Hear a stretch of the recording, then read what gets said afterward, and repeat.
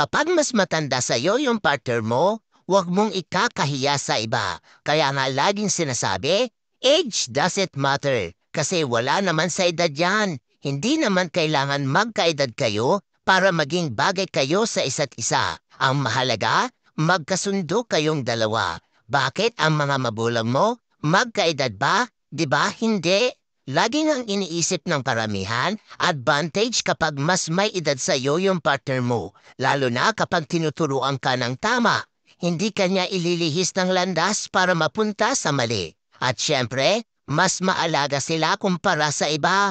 Kaya ipagmalaki mo sila, hindi dahil sa edad nila. Ipagmalaki mo sila dahil inuuna nila yung mga hindi magagandang salita na sinasabi sa kanila kesyo pumapatol sila sa mas bata sa kanila.